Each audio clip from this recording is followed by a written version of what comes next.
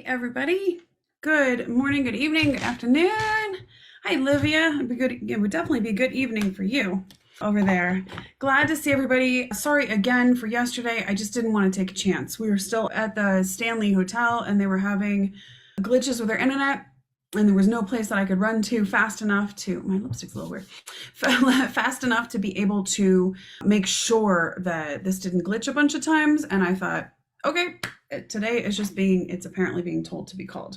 I'm going to go ahead and log in and check out the live stream as well to try to make sure that I can see live stream questions as well. So today we're going to talk about station 1. So if obviously you've done your flow factor test, I'm sure. So if you want to post your flow factor numbers, you are welcome to post those in the chat. We'd be very happy to take a look at those as well.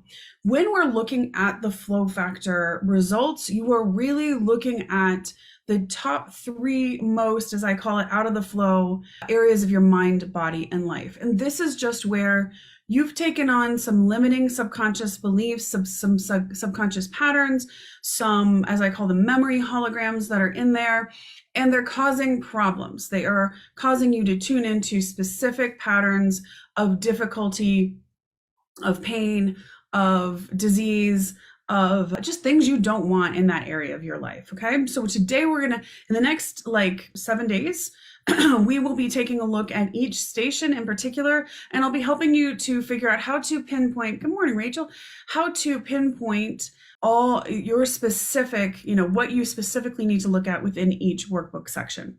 One thing you'll notice is when you get into the Flow Method book, you're going to see that within that workbook section, it's really going to take you in depth into those specific issues. And I think I may have said this before, but I had a while ago, I had done a talk and this very nice man who's a physical therapist had purchased the book. And then when I saw him the next time, he came up to me and said, how in the world, my wife wants to know, have you been watching me because you're in my mind?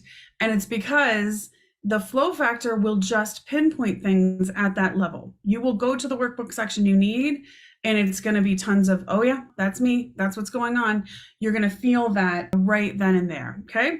So what I'm going to do today, I think just to make this super easy, I'm going to actually share the ebook that you guys would be looking at. I know some of you have the hard copy of the book. If you don't and you want it, it is on Amazon. I think you can get it too in 2 days. Not 100% sure, but I think it's usually 2 days on that one.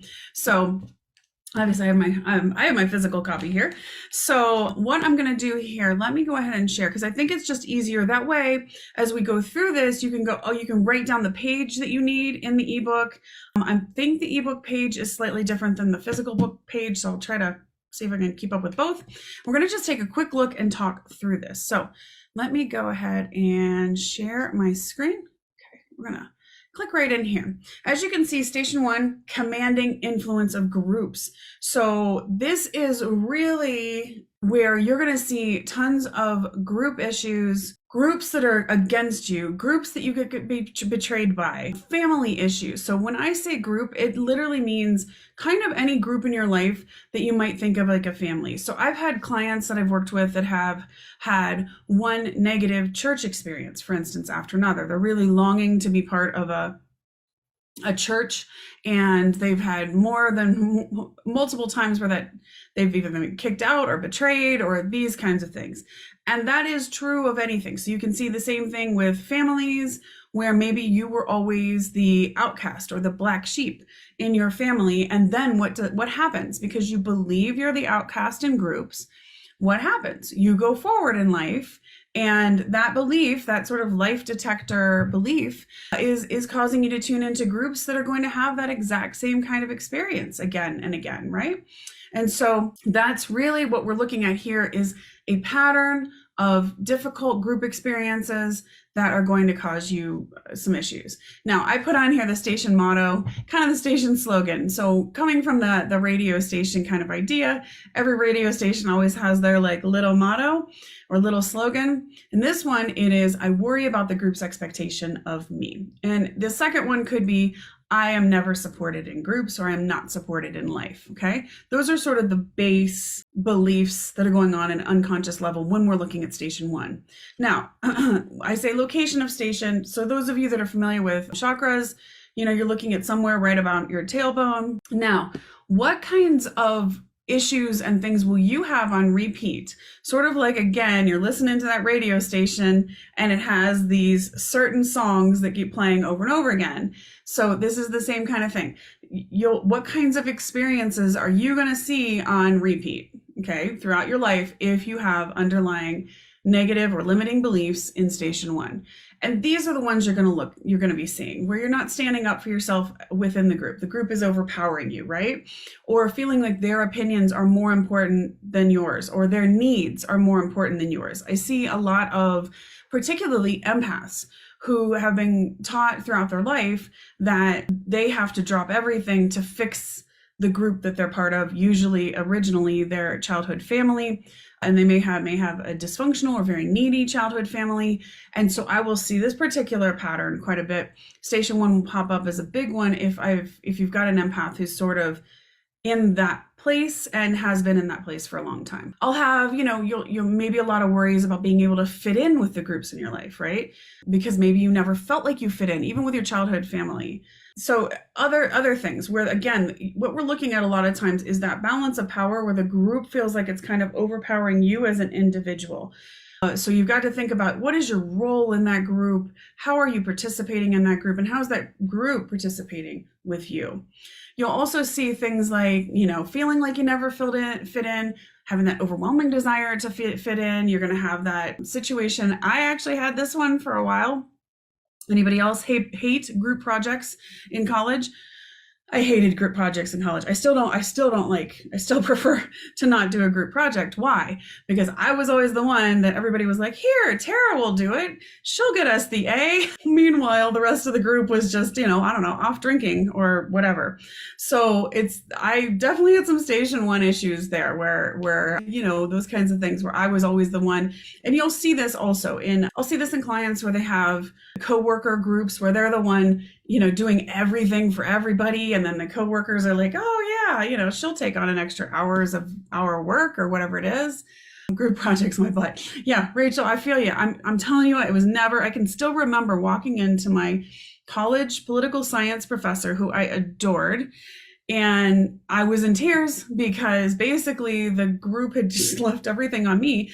And in my dorm hall, that somebody, a girl that I was friends with, had come back and she had drank way too much. And basically I thought she was going to die. And so I had to keep flipping her over to make sure that she wasn't basically, not breathing. And so I was going to sit up all night and basically pull off this group project. Our group project wasn't done. And I still remember going in, just tears streaming down my face. And he was so mad because he's like, this is a group project. What happened? Why did this all get dumped on you? I'm like, if I'd only know I had station 1 issues. And then Rachel, yours are 432. Okay. So that's my little group story. Issues where the group is turning against you. You'll see a lot of, so I see this a lot in clients too, where with station 1 issues, you're constantly associated with failing businesses, failing startups, failing churches, things where they can't make enough money to survive. So the group effort is not enough and it fails. Also having, especially actually, if you've had financial struggles with your childhood family, so that you don't feel like you have any kind of sense of support or foundation. If you had a lot of issues where what I call the group symbols of survival were difficult for you to attain, things like basic needs like clothes. I just was working with someone the other day and she literally didn't have enough money for underwear. She was just she felt like she didn't even deserve underwear because of the situation in her family, which was obviously very difficult, very dysfunctional. That's what I'm talking about. Then that can become a real block to creating a solid financial foundation for yourself, a solid foundation that all of your survival needs are not, just being met. They're being exceeded. They're abundant. They're being healed. Okay. So when we look at also dealing with issues of prejudice over race, sexual orientation, gender, religious affiliation, any other group identity, right? So in life, when we talked about particles and at the particle level, this is not there, but at the human level, it is. So it's about anything that you identify with in terms of group identity. You will see whole groups of people who are having one group against another group or being held down by the majority, or the minority majority, sometimes holding them down, the louder majority. And so when you have those kinds of issues a lot, you can also feel like it's you against the world or you against the group. Okay. Reasonably enough, I might add. So as you can see here, these are kind of the station 1 body issues. I won't be going as much into the body issues here. However, I do have my body language program where you can go deep dive into that. I'm about to do a flash sale on that one. And this week, I'm also going to do a free event where you can come in and I'll translate. So if you have issues that are going on that are health issues and you'd like me to give you like kind of a really quick translation of what your body is telling you and where that's coming from, I can do that. Here, I'll probably not as much because we're kind of looking at more like the limiting beliefs. Okay, so as I talk about, like basically it's that family thing, right? So when you're looking at this kind of thing, when you are part of what you would consider a dysfunctional or negative group experience as a child, that affects everything. Because as a kid, you've got to believe that the group that you're part of actually cares about you. And this goes back to just basically a very biological need. We will still see this happening in nature, right? Like I watched this thing, it was a few years ago when my nephew was much littler, and he wanted to go see this movie Chimpanzee. And so I was like, okay, fine. So we go off to the movie theater, and it was just heart-wrenching because one little baby chimp, I think its mom had died. And once the mom dies, they like kind of let the chimp out to like survive on his own, which they don't often survive without a mom. Nobody takes this little chimpanzee in. And as an empath, really rough watching that. But this is basically from a biological perspective what I'm talking about. So if you were as a child, you had to believe that the people in your life, no matter how dysfunctional, actually cared about your well-being because it's vital to you as a child for your very survival to be able to fit in. And we still have that biological need even now, right? There's so many people that I work with that are afraid of bucking against the group. Maybe they don't agree with the religion they were brought up in anymore. And it's maybe even oppressive to them. And it's very hard for them to stand up and say, yes, this is who I am. And because they're afraid that the group's going to kick them out. And so there's this visceral biological response that my needs, my survival needs are not going to be supported if I end up shifting this, right? And so I want you to think as you're going through station 1, did you have those kinds of things happen? Do you have those feelings now? And then realize that as an adult, even when we have that sort of biological fear, that survival fear, that actually now what we can look at is, hey, if this group isn't the group that I want to be part of anymore. So let's say you have a group of friends and you realize that they are gossipy and negative and you just don't want to be part of that group anymore. You realize that they're putting you down, whatever it is, and you don't want to be part of it. See, we have this fear that if we move from this one group, then we're on our own. And that's not the case. When we work with this from the flow method perspective, we shift our frequency. And when we shift our frequency, maybe this group does sort of flow off, but that doesn't mean you're left with nothing. You've changed your frequency, and now you're going to start pulling in a friend group that aligns with that new, better frequency.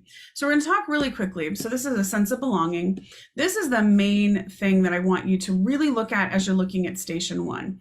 We want to look at the group dynamic that you have that's a pattern in your life, right? So the first group dynamic you might have is the group is overbearing or controlling of you. I will see this a lot again in people that were brought up to, children should be seen and not heard, brought up in really oppressive religious situations, organizations where they were taught that whatever the group need, the group religion was more important than them. They had to give everything, blind faith to that group. And then they'll oftentimes have something really awful happen within that group. And then the group even more comes upon them. I cannot tell you the number of people I've worked with that were abused within a church system and were taught that it was their problem or their fault, and that the person that was in charge that was abusive was basically There was no repercussion for that. That kind of thing where the group is overpowering you, or everybody sides with the group over you, can create this group dynamic where you feel like the group is always overpowering you. I can also see that a lot in groups where the family, the family expectation is everybody in this family becomes this thing, or everybody in this family marries at this church, or everybody in the family does whatever, right? And then you're like, no, I don't actually want to be that thing that you think everybody has to be. Like all the boys in the family, like I can even think where the royals, the firstborn's always going to be the king, and and then this is your role in this, and this is your role in this, and that can be really overbearing. We've seen the fracturing of that, I guess, with the English royal family, and you can see what a fallout that can be as well. So it's really, whether it's royal or not, it's that same kind of dynamic of this is overbearing to you. Okay. So I want you to take a look at the groups in your life as we go through this right here. I want you to start thinking about, where do the groups in my life fit in these dynamics? Okay. So the second dynamic is when you feel like you need to control all the groups. So you'll see this a lot.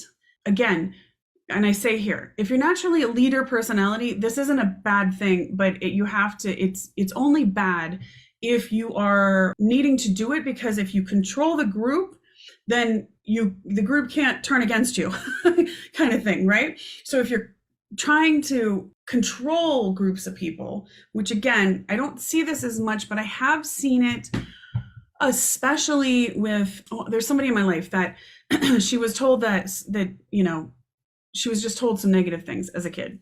And because of that, she now tries to know everything about like a small amount of things. And then if she's in a group where that knowledge is needed, whether it's organization or whatever, that kind of thing, she goes into like hyper dictator mode of controlling every single thing in this environment and everybody in the environment. Needless to say, there is some rebellion from the underlings at some point in that situation, but that's the kind of thing. Right. So if you have that desire to rule a group, it again, and I say here, it can actually come from that deep sense of not fitting in, being an outcast, right? If you're the leader of the group, you inherently belong there because you're ruling all these people, right? Here's another interesting one. Group dynamic 3. You refuse to be part of any groups. So I'm all for independence. I'm very independent myself. But sometimes if you've been in situations where you have seen other people give over their entire minds, bodies, lives, and everything else to the group, or if you had a really negative experience as a child with a group, maybe you were one of the ones that were abused, as I was just talking about, in a religious organization of some sort or some other organization. There's no organization that is, we've even seen this with gymnasts and things. Then you may just be like, I'm not going to be part of any groups. That's it, right? And that the problem is that part of us, our human experience, is to have positive group experiences. So what our goal is when we work in Station 1 is that you are going for that unconditionally loving and flowing experience with the groups in your life, okay? So this is where I really want you to think about what is my group dynamic? How does it show up? And how is it impacting me on a day-to-day experience? So here, if these are some of the questions that would be really important. Take a look at the groups you're part of, look at the different groups, list all these groups, and then take a look at where in these 4 group dynamics are the majority of your groups showing up. And then if you have, like, let's say group dynamic 1, where you're just overpowered all the time, a really good retuning statement is going to be this one. I am powerful. I choose my own destiny, right? So whenever you go to the workbook section, and you have that really big moment and you start going through things and they really make sense, and one of the questions, after those questions, you're going to see specific retuning statements. Those are the ones I want you to grab. Those are the important ones to grab, okay? So as you can see here, are most of your groups dynamic 2? Are you the rebel in most of your groups? And would you like to have unconditionally loving? And these are really, really good, okay? Now we're going to talk about what is your mission? What is your mission in life? What do you want to create in your life? So one thing I always like to talk about is that we are inherently leaders in groups of our life, whether or not we realize that we're leaders. And I want you to consider in your life, where are you a leader? Okay. Because then you're setting the tone in the groups that you're part of. So for instance, if you're a mom, you are inherently a leader in the family pack, right? I'm a leader right now for my sweet little girl, right? And I have to think about how as a leader can I model the best things? Can I show her how to be abundant and believing in herself? Can I show her how to speak up? In fact, this week I just had feedback from her teacher that they're doing this big project. And he was saying to me, one of the things that happens a lot is the boys will be the ones like, giving all the ideas, doing this, like, yeah, getting really involved. And he said, I don't want this to be a boy-led project. I want it to be everybody-led. And apparently my sweet little daughter was jumping in and speaking up. And I don't know if anything has made me feel happier in a long time. I was like, mom win, parent win. She feels good about herself. She feels comfortable. So what I want you to think about here is when we look at the different ways that we code ourselves as part of groups, it's really important to make sure that you as an individual are comfortable with being identified with that group. So here's a great thing. So if you have labels that you kind of get that are part of group labels, like I want you to think about, for instance, every group has a mission, right? So if your family mission is, let's say, I just had a client who had this. Your family mission is you don't talk outside the family. The family, it's a betrayal to speak the truth outside the family, right? This happens so much in narcissistic family groups where there's a narcissist and there's an enabler and they're the parents. And then there's just this plucky things happening to the kids. And one kid is the truth teller, right? And they're told like, basically, you can't, that's a betrayal of your family if you do that. So then being part of that group, call it, if your last name's the Smiths, I am a Smith, means inherently I don't get to tell the truth. I can't say anything about the truth in groups that I'm in. Do you see how that can start to shift into all your groups, being afraid to speak up for yourself in all your groups? So you want to actually think about what is the mission statement for each group that you're part of, right? So if you're in a group, is it an amazing one? And as I say here, maybe if your family is insane and dysfunctional, the mission statement might be, we come together to create dysfunction, unhappiness, and difficulty, which is not the mission statement you want. But that's what I'm trying to do is help you to see if you accept that you're part of a certain group, you are inherently part of that mission. And what I want you to start considering is, do you want to be part of that mission? And if not, can you change it? Or do you need to not be part of this? So that's one thing. And then again, uniforms. And then again, bullying. Bullying, guys, God, I don't know how many parent groups I'm in right now where people are like, well, this was happening to my kid at school. I'm like, no, you stand up right now for your child. I cannot tell you. Bullying is one of the adverse childhood experiences that is most closely associated with negative outcomes, such as even things like heart attacks, difficult or problematic behaviors like drugs, smoking, alcoholism, those kinds of things that really have long-term impacts on people.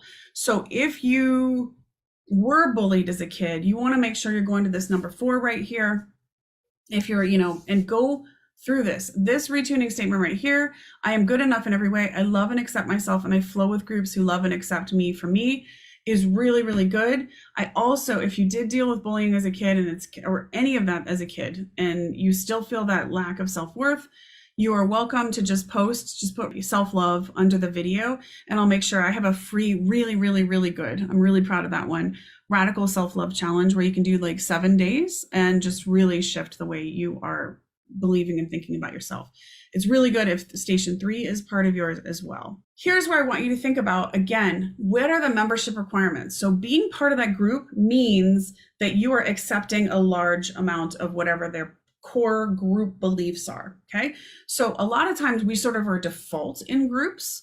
Again, we might be default, obviously, in our first families, and then we get to choose who we marry or partner with, and then that becomes maybe our family. And so just thinking about and then there's more groups, coworker groups, friend groups. so many different ways. I want you to think about, in order to be part of this group, what do you have to accept to be a member? Okay, so this is what, page 199. Okay, so here, it's the same for membership. It's just like being hired because you fill a role in a group. So you go in, you get interviewed for a job, and they go, yeah, that's the person, and they hire you for that role. And within every group you're in, there's a role you're playing, right? So it's very much like a play or, a theatrical production. There's all these different roles that are cast, and if you lose one, you got to have an understudy because that role has to be there, right? And it's the same thing. So you could be the caretaker in your group, or you could be the cheerleader in your group, or you could be the funny one in your group. So that's all great. And I really want you to think about the roles that you are filling for each of your groups and whether you want to fill those roles, okay? Because once we get stuck in a certain way and we are unable to change because of this group dynamic kind of overpowering us, it becomes very, very hard to actually shift a lot of this stuff and change your life. Like here in your family, you might be the black sheep. You might be the peacemaker, right? What does that role mean? And if you've decided, I'm not going to be the peacemaker anymore, these people are adults. They may act like toddlers, but they're adults. And I'm not going to be the one trying to negotiate any of this anymore. I'm stepping out of the peacemaker role, okay? That inherently changes the whole group dynamic, which is fine. But you have to be ready for what does that look like when you do that, because what happens more often than not when I'm working with somebody and they need to shift one of these roles they're in a group, when they shift it, there is all holy heck rains down upon them from the group. And you have to be ready to stand up against that and be okay with removing yourself from that, okay? So I want you to go through, this is a really, really, really good one. If you have station 1 issues, go through these roles that you play in the groups they're in and whether you actually want to be here. So this is page 201 within the ebook. And so you're going to go through all of these things and you can actually give yourself a new job title. Okay. And I have done this in groups that I'm in. I'm like, I'm not the cheerleader anymore. I am not the fixer. I'm not the problem solver. They have a bunch of stuff. They're adults. They can start fixing this. So I give myself a new job title of, I don't know, done with it. And so that kind of thing. Okay. And it sounds kind of silly, but you'd be amazed as you dig into these, how much you learn about what's going on in a group dynamic and how that group dynamic is impacting the changes you can make within your life. Okay. This peer pressure, man, I can't tell you the number of people I've worked with that, they're starting to get healthy, or they're starting to change things, or they're doing this kind of work to manifest things. And suddenly the groups in their life get really uncomfortable with them changing, and they start peer pressuring the heck out of that person. Oh, you don't need to go to the gym. Just come with us to go get a drink. You don't need to go, meditate. You can just do this and this. And it's always like pulling them back into their role within that group. So these are really, really important ones for you to pay attention to. So that's a pretty extensive one, because I want you to really think about where you're at in these groups, and do you want to be part of them? Do you have to prove your loyalty to the group? You think of gangs and having to be, jumped into the gang and all these kinds of horrible things. And if you leave, they're like after you kind of thing.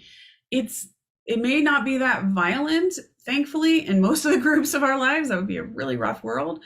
But can be that kind of thing of like, you have to fit into this mold or you're not part of this group. So you got to think, do I want to be in that mold or not? Okay. This is one of the things I just want you to pay attention to. I'm not going to rail on the media. What I'm going to say is just make sure of the things that you're putting into your mind and brain, because for instance, if you wake up every day and you just watch like an hour, I cannot believe anyone does this actually, because I can't, I go like, I like shake. My mom and dad tend to watch the news in the morning.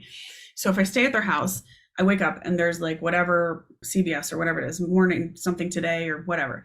And there's like hours of it, right? And it's just like this, da, da, da, da, da, da, da, da, and it's just like imprinting on your brain. It's like, so I feel inside myself, I don't know if does anybody else's parents do this, or do you do this? And I want you to notice your energy when you are tuned into something like a news program all the time. My dad, I actually love politics myself. I thought I was going to go out and go into politics. That's a whole very interesting story I can tell you guys another time. And I did actually step into politics for a little while. And so I actually really love politics. I really find it interesting. I really find just all of the different people's intentions and whatever going on. But my dad will watch like hours of like the political stuff on Sunday mornings. And you can just literally feel, I can watch him just start to shake in a vibration that's not the vibration you want. I mean, I don't know that people yelling at each other is really going to give you a vibration where you're going to bring in peace and joy and be able to change things.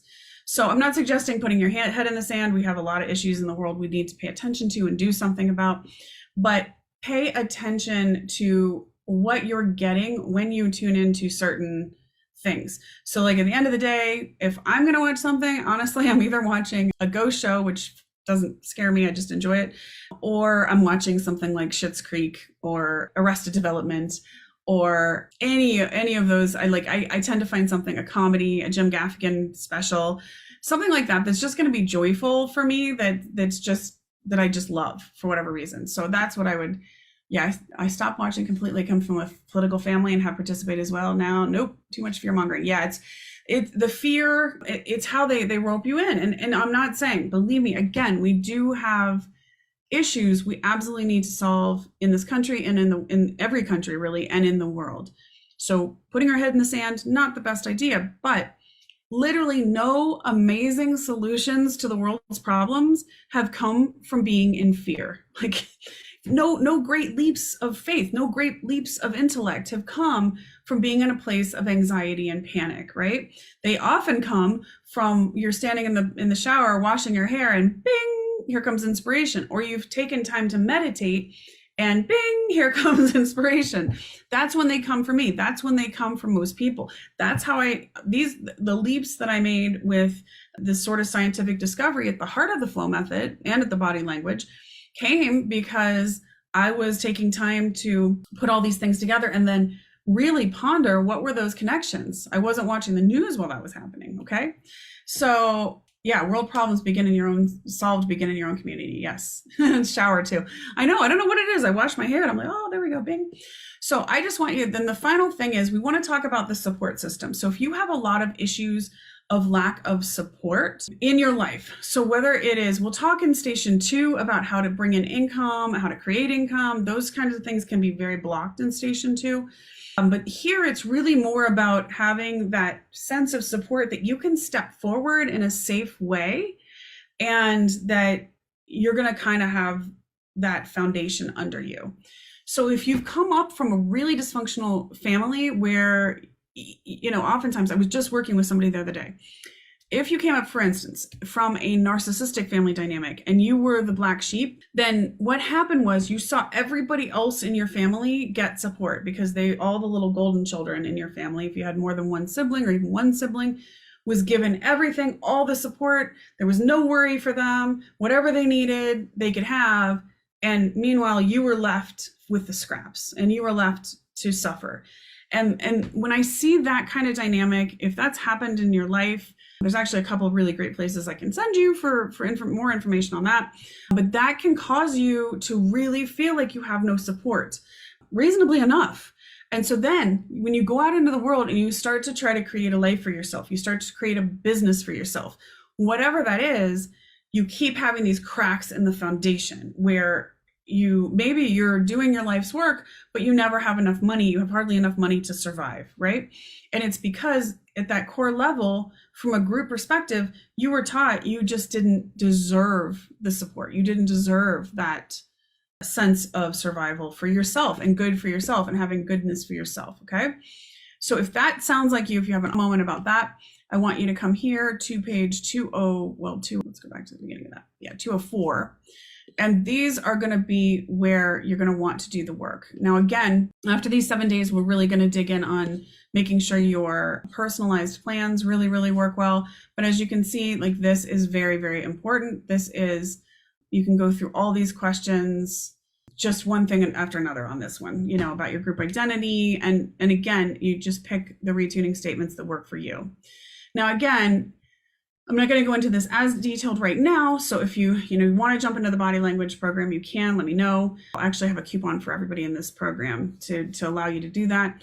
So, however, I want you to make sure that as you're looking at this, just know that anything from the tailbone down has to do with these kinds of issues, these station 1 issues, feeling a sense of safety as a group, being able to move forward with support, being able to stand your ground when you need to against the group dynamic, etc. So hopefully this was hugely helpful in, okay, bullying. Yeah. Can you, Livia, if you can put that on your page. Yeah, with the bullying is something I have some things I could probably tell you about that I use for kids in terms of bullying. To most of the time, the really highly sensitive kids, which are probably the kids actually coming to Aikido, because it's, a nonviolent way of, well, conflict resolution, sort of de-escalating things. So you probably have a lot of very empath kids that are coming into Aikido. We empaths tend to be the ones that we tend to get bullied because we're like, the sensitivity is weak and this kind of stuff. So there are some things you can put in place and you can teach those kids. It would actually go right along with Aikido for you, because it really would be about setting that energetic center, which I think you guys talk about anyways. I'm going to stop the share real quick here. And so there are some really, if they're already starting to learn that, there would be some great things. And you might have, I'm assuming some of your instructors also, I guess, would also have some ideas energetically, but I will happily put down what I've helped several kids with, that kind of stuff, to be able to really change the energy so that they're not dealing with that so much. Okay, now I know we've gone over, so I'm so sorry about that. This is station 1. Tomorrow, station 2. I love you too, Olivia. Station 2 tomorrow. So we're talking about, now we move from your individual relationship with groups to your individual relationship with other individuals. So you can have a different relationship with each person, each individual in a group. And that dynamic also can cause you to have really bad patterns of negative relationships, or play out the same kinds of individual relationships again and again and again. It also has to do with, station 2 has to do with your ability to birth the things that you desire in your life, whether it's a book, a child, a business, new opportunities. It's that creative force that is in that area of your body. So we'll talk about that tomorrow. Hopefully this was hugely helpful for you today. And I will see you guys tomorrow at the same time as usual. If there's any comments in the live, in the thing, I will also, and yeah, Livia, go ahead and pop that in there. And it'll take me, I've got like 4 straight hours back to back of calls right now. So it'll probably be about noon my time before I can respond to it. So, okay. See you guys really soon. I'll talk to you soon. Have a beautiful day.